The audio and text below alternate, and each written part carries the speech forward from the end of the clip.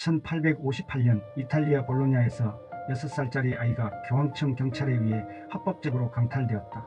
그의 이름은 모르타라이고 유대인 가정의 아이였다. 부모로부터 강제 격리되어 교리문답생이 되었고 로마 가톨릭교도로 성장했다. 교리문답생은 기독교로 개종한 사람들이 들어가는 곳이다. 그의 부모는 사제들의 엄중한 감시하에 잠깐의 면회 외에는 자식을 만날 수가 없었다. 이런 일이 발생한 이유는 예전에 그 아이가 몰래 세례받은 적이 있었기 때문이다. 가톨릭 교회는 누구라도 아무에게나 세례를 할 수 있도록 허용한다. 본인이나 가족 누구의 서명도 동의도 참관인도 필요 없다. 그저 물과 몇 마디 말만 있으면 된다. 비공식적이든 은밀하게라도 일단 세례를 받으면 아이는 기독교인이 되고 돌이킬 수가 없다. 이것이 로마 가톨릭 신앙의 핵심이었다. 또한 교황청은 기독교인 아이가 유대인 부모 밑에서 자라는 것을 용납하지 않았다. 따라서 당시는 이런 일이 다반사로 일어났다. 어린 모르타라에게 진정으로 필요한 것은 무엇일까?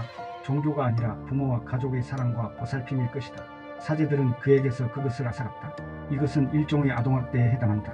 지금도 미국의 한 가톨릭 신문은 기독교계 아이가 유대인의 손에 양육되도록 방치한다는 것은 상상할 수 없는 일이라며 종교 자유의 원칙을 동원하여 주장하고 있다. 성직자의 성적 학대는 심각하다. 이를 돈 벌 기회로 생각하는 변호사들이 희생자 충동질이 도를 넘고 있다.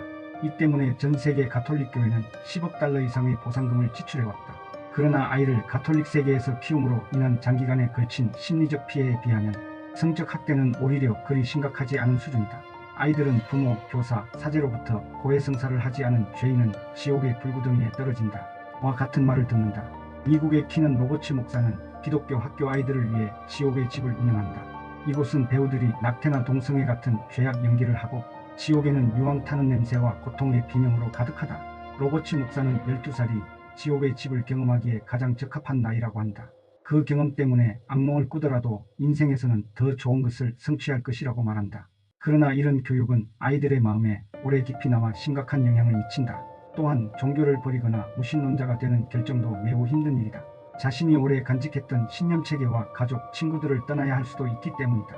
우리는 아이들을 위한 검열을 해야 한다. 부모의 선택으로 성경이 글자 그대로 진리라거나 행성들이 우리의 삶을 지배한다는 믿음을 가르쳐서는 안 된다.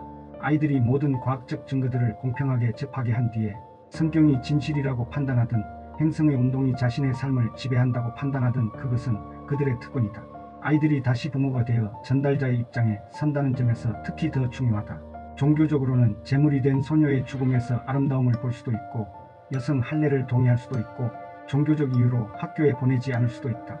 그러나 그것에 대한 판단은 아이들이 해야 하지 않을까? 종교 전통의 다양성을 위해 아이들을 희생시키는 것은 비인간적이며 철면피한 짓이다. 영국 동북부의 한 학교에 정부 보조금이 지급된다. 이 학교는 게이트헤드의 이메뉴얼 칼리지다. 블레어 정부가 야심차게 출범시킨 도시 학교 중 하나다. 이 학교의 과학부장은 과학과 성경을 조목조목 비교하면서 두 영역이 충돌하는 부분마다 성경이 옳다고 결론을 내린다. 이처럼 성경을 진리로 가르치는 학교의 학생들은 교육을 받고 있는 것이 아니다. 그냥 방치되고 있는 것이며 정신적으로 학대당하고 있는 것이다. 우리 사회는 부모의 종교에 따라 아이를 가톨릭계 아이, 신교 아이, 유대교 아이, 이슬람계 아이 등의 종교적 꼬리표 붙이는 것은 정상적이며 그럴 권리가 있다는 얼토당토하는 개념을 받아들이고 있다. 하지만 아이가 충분히 자란 후 부모의 종교를 선택 또는 거부할 수 있게 하려면 가톨릭계 부모의 아이로 명명하는 것이 옳다. 아이들이 서로 다른 신앙을 알게 하고 그것들이 화합할 수 없음을 알아차리게 하고 그 불합성이 어떤 결과를 빚어낼지 알고 스스로 결론을 내리게 하자. 어느 것이 타당한지는 충분히 자란 뒤에 스스로 결정하게 하자. 멋진 시에서 진부한 어구에 이르기까지, 속담에서 잡담에 이르기까지 성경은 문학의 주요 원전이다. 그런 의미에서 성경은 신앙을 떠나 교육에 포함되어야 한다. 성서에 무지한 사람은 확실히 영문학 이해력이 떨어진다. 종교의 초자연적인 신앙을 받아들이지 않더라도 우리는 문학적 전통을 충실히 보존할 수 있으며 종교식의 혼례나 장례에 참석할 수 있다.